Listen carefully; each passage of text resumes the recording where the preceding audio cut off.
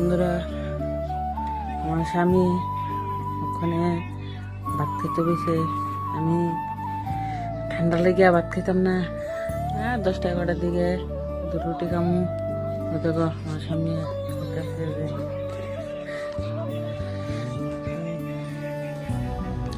তুমি কি তাকে ভাত খাও? কইয়া দাও বন্ধুরে।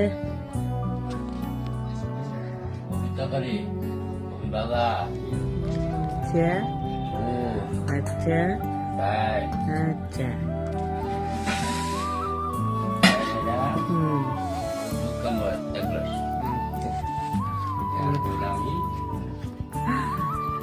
বন্ধুরা